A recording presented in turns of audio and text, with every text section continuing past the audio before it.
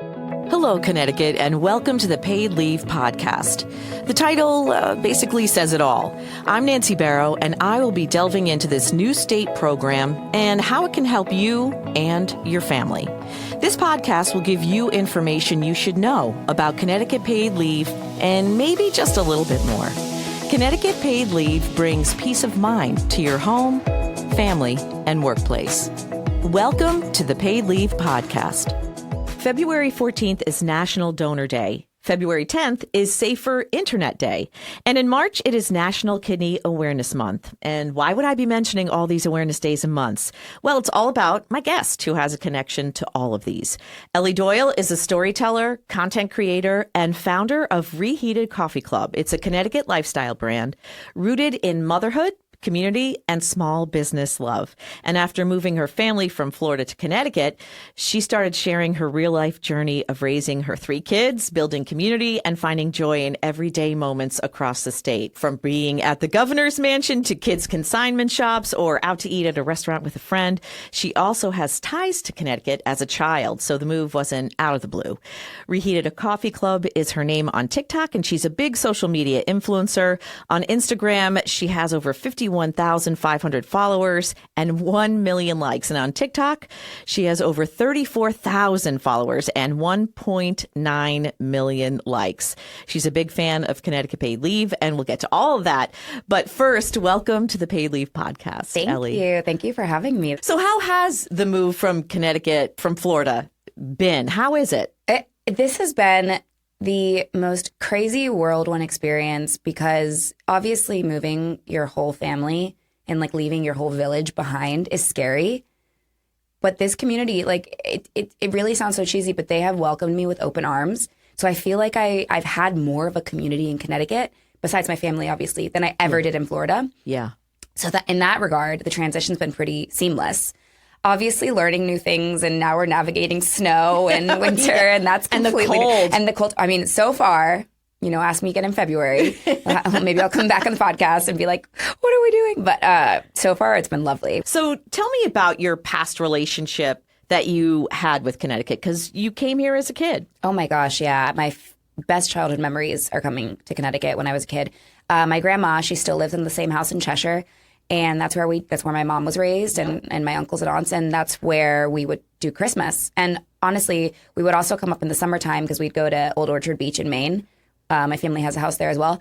But Cheshire, it was just snowy Christmas mornings. If we got lucky, it was going down to the basement. Like, you don't have basements in Florida.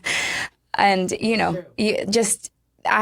would do the farms. We would go berry picking in like the fields across the street, and the couple houses behind my grandma, there was always horses. We would go and see them. It was like you felt like you were leaving the country, even though you were just driving, But it was my happiest memories, and probably my favorite place in the world is my grandma's house in Cheshire. You knew you wanted to raise your kids here, right? Yeah, absolutely. You knew that. So fast forward, I know that the Florida schools are a lot different than the New England schools. Oh, yeah. And I know that one of the big things, like you talked about this on TikTok, you talked about like the books and book banning and all that stuff. Oh my gosh, yeah. So tell me how that change has been for you and your family coming to like West Hartford area and going to those schools. What do you see as the difference? I mean, that was the game changer for us. That's what made us decide, okay, I had to basically sell my husband on Connecticut, right? Because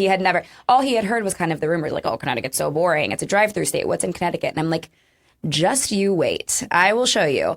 And so we toured some cities and some towns. And when we were just like driving by and getting little glimpses of the schools and the neighborhoods, he was like, oh, I get it. I can see it.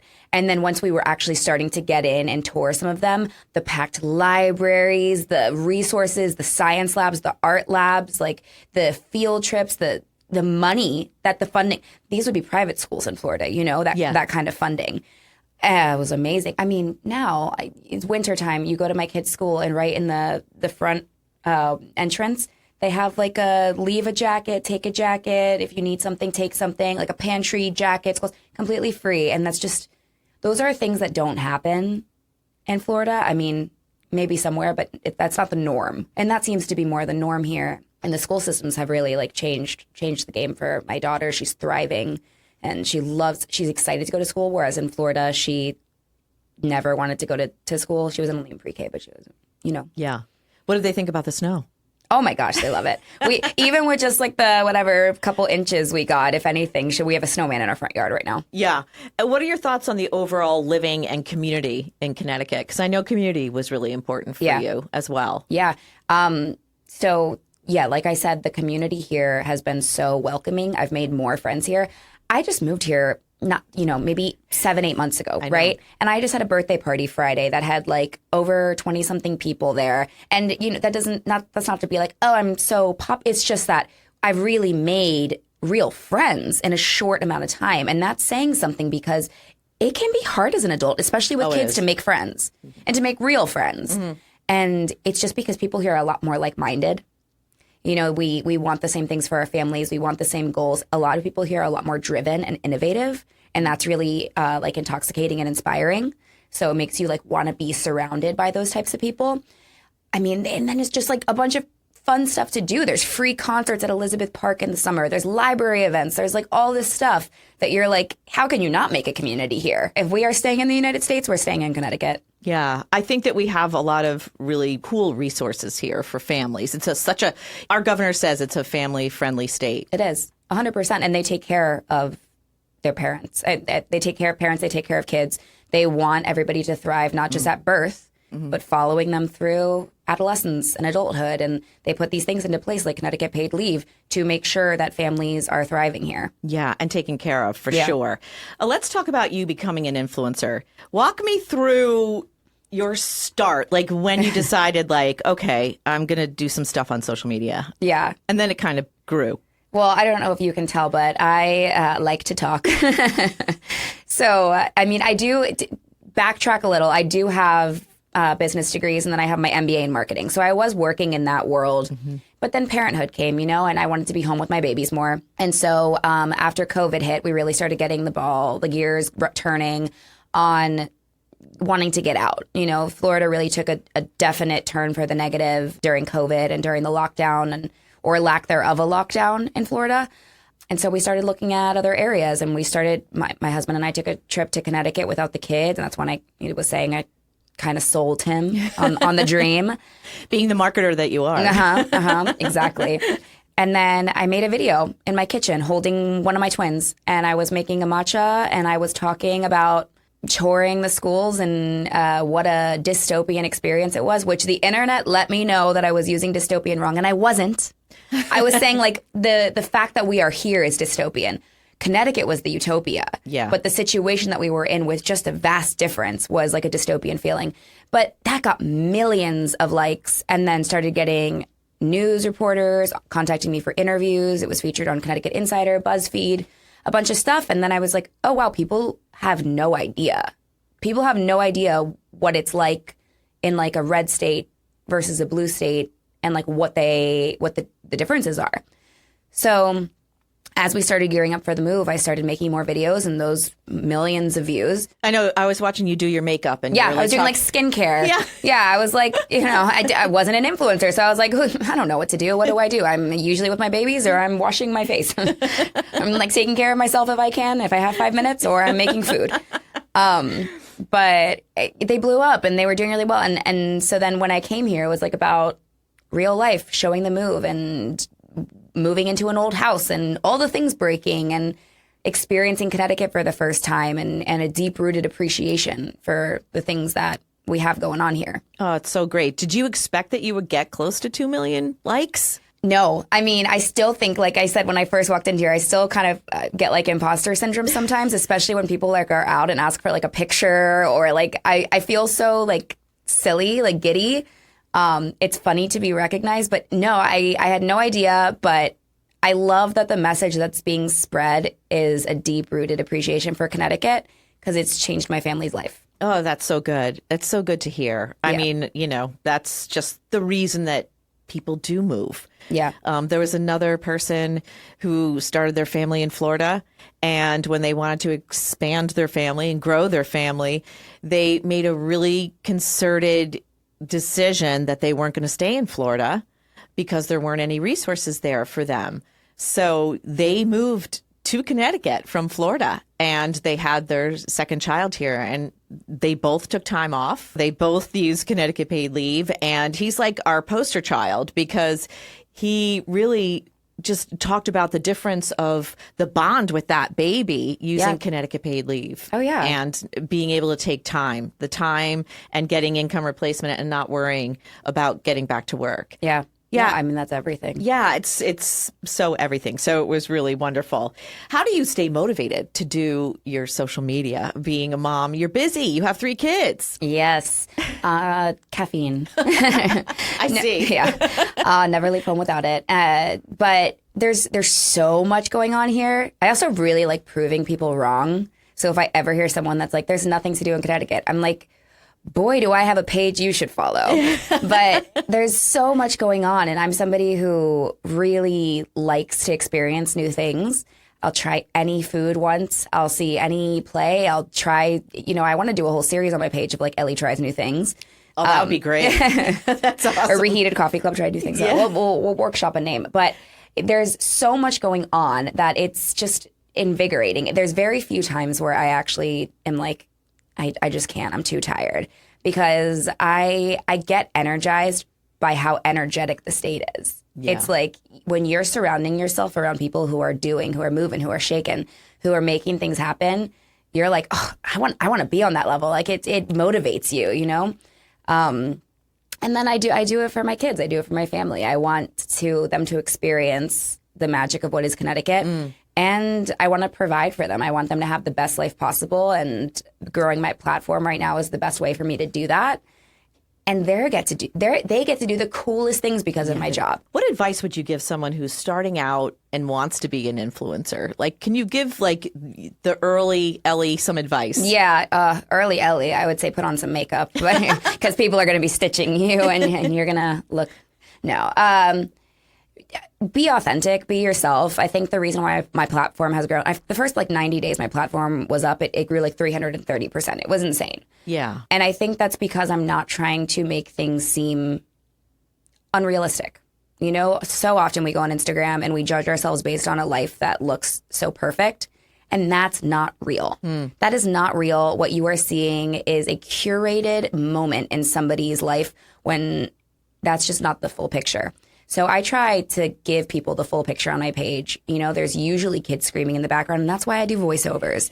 And it just be authentic. And if you are trying to influence someone of something, what are you trying to influence them for? Like know what your goal is. Know what you're trying to influence. For me, it's influencing people to show how incredible this state is and how amazing your life could be if you move here. Yeah. How do you find, do people hit you up and say, hey, you got to try this. Hey, you got to try that. Because I think that's what I see a lot on your page. Yeah. Is, oh, Ellie, try this. Or have you tried this yet? If you haven't, go there. Yeah. Yeah. No, I'm really bad at getting to my messages because there's just a ton of them. So I do have a website so brands can email me and to collaborate with them. I also get DMs that I try to answer as much as possible. Word of mouth. I have a forever running lists of places and things to do. But yeah, there's a lot of recommendations. Yeah, I think that's the greatest part, that people say, hey, if you haven't tried this, try this. Yeah. Let's change the subject a little bit now and talk about your sister and her kidney disease. So kind of walk me through that journey for the both of you. Okay. Yeah. So my family has a genetic kidney disease called PKD. It's polycystic kidney disease. It came down from my dad's side of the family. I'm one of 5, and so 3 of my siblings have it, and 2 do not. I am one that does not.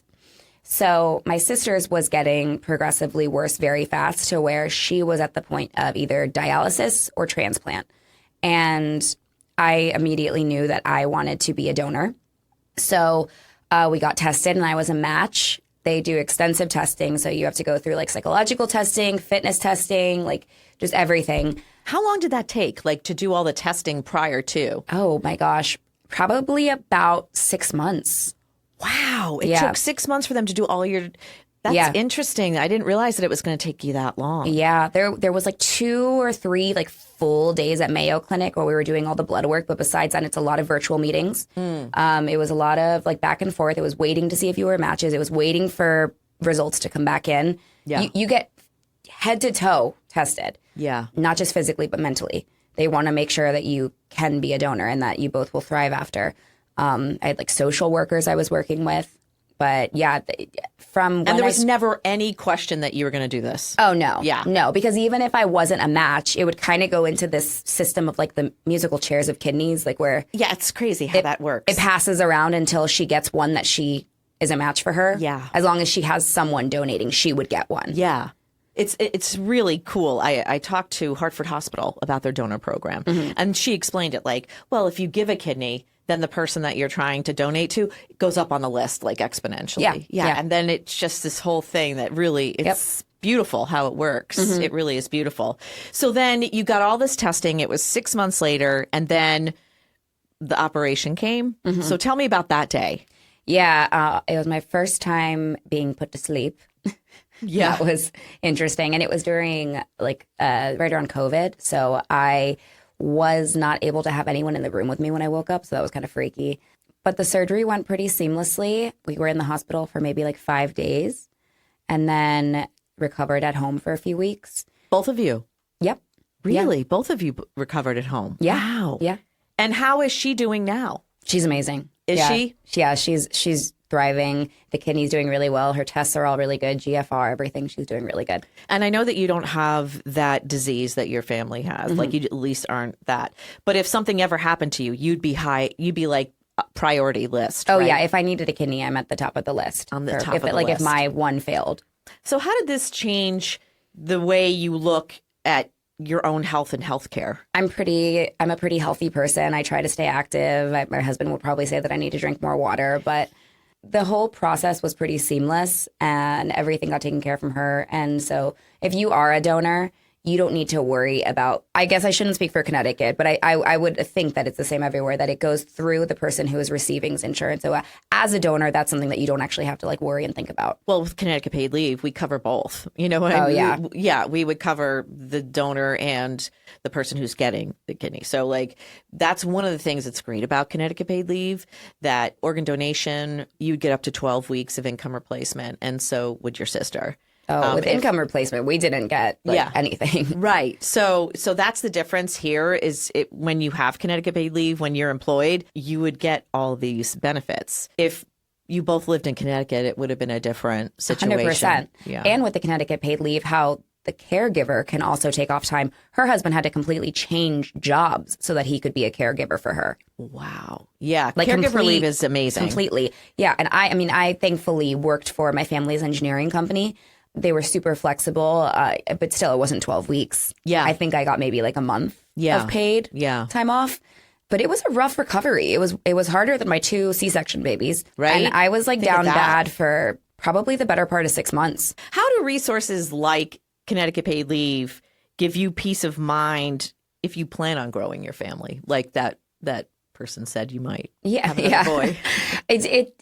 It makes it seem a lot more doable. It's so sad that people have to consider growing their family, whether they can actually spend those couple months with them. And like dads almost never do, especially if they're the primary moneymaker in the household. So the fact that both parents can get up to 12 weeks and like, I think, what is it? Like up 60 times the minimum wage. Yeah. So that's like $9.81 a week that we're doing. And minimum wage is going up again in Connecticut. So so that will make the Connecticut Paid Leave higher. That's awesome. Yeah. It makes it seem a lot more doable to have another baby in Connecticut. If you don't use your full 12 weeks, for bonding with your baby, you can use the time that you don't use for your mental health. Like if you have postpartum or, you're going through anything, mental health is a big factor of when you're, Absolutely. For my first, I did not have any postpartum at all. I had such a great birth and bonded, and it was amazing. But I had like a delayed postpartum after I stopped breastfeeding, like with the hormones leaving my body. And that would have been really useful to take some time to take care of myself then, because I wasn't. I was really almost like mourning that bond with her. Struggling. Yeah. And then my body was completely changing. And yeah, it was hard. And that was like almost 2 years later. Yeah. And if you think about that stuff, like, and you go to your mental health provider, your caregiver or your provider, they will tell you that you can use this, for mental health. It's important. And if you are really being affected, your daily life is being affected by your mental health, it's important to have these resources Absolutely. here, in place. What would you like people to know about you, Ellie, as a person who's living in Connecticut now and had made it very public moving from Florida to Connecticut? What would you like people to know about you? Everything I do is for my family above all, so I love experiencing Connecticut, and I do lots of things without my kids too, but my reason why is for my family. So if you ever see me out and you want to talk about kids, talk about life, like I feel like I'm a very approachable person, like what you see is what you get. But also if you're someone with kids, I think it's important to find a place to live that aligns with your values in life. Mm-hmm. So many people are like, oh yeah, Connecticut, but the taxes, but the, and I'm like, well, what matters more to you? The quality of life or paying, taxes on your car. So I guess, that's more about my why than me, but I am my why, What would you like to say or tell people about Connecticut paid leave and why you're such a fan of it? My favorite thing about Connecticut paid leave is really the fact that you don't necessarily need to be blood related to someone to take care of them, because so often, especially when you are leaving your whole village behind, like I did, I have almost no family here in Connecticut, your community, your caretakers, the people that are there for you are friends or neighbors. And so the fact that if my husband wasn't here, if he wasn't, if something happened, knock on wood, my neighbor, Melissa, who's become one of my closest friends, she could get Connecticut paid leave and help take care of me and help take care of my kids. And that is something that is really unique to Connecticut. And I don't think a lot of people know. Yeah, I think the caregiver leave is amazing, and we're related by affinity, right? So right. Could be a neighbor, a best friend, right, coworker, or whoever is like your family. Mm-hmm. I think I told you once, my best friend in Los Angeles had a hip replacement, and if her sister didn't go and take care of her, I would have been her caregiver. I would have flown out there and used Connecticut paid leave to take care of her. And I think that is extraordinary that we have that ability here in Connecticut. So I didn't even know that. I didn't know that you could take care of someone in a different state with Connecticut paid leave. That's really interesting. Yeah. So you can, because I'm paying into that program, and if she needs a caregiver, I could have flown out there and been her caregiver. That's amazing. Yeah. And it would have been up to what her doctor says, Sure. She would have needed 2 weeks of help or 3 weeks of help. So it would have been definitely, what the doctor there said she would need. So that is one of the unique things that I love about Connecticut paid leave too. I just think it's, that relation by affinity is so important, and it makes it really unique. A lot of paid leave in other states don't have that. Yeah. I mean, well, families are different, right? Families look different now, they're, so I think that's one of the really cool things that you at least recognized about Connecticut paid leave. Yeah. Again, Connecticut takes such good care of their people, and no place is perfect, but it's a heck of a lot better than what I was living with in Florida. We're really grateful to be here. It's definitely changed our lives, and it made the possibility of having another child. So what would you like people to walk away from this podcast with you, Ellie? I guess if people are listening to this, I would love for them to take away that if they are living in a state that doesn't align with what they want, if they don't feel like having another child is possible because they just can't take off work, or they want their husband to bond or their partner to bond with their child, or maybe they have a big surgery coming up and they're nervous because how are they going to make ends meet? There are other places like Connecticut that will take better care of you. There are places like Connecticut that have a better sense of community, that your tax dollars go towards parks and libraries and events, and places like Connecticut that have better gun laws.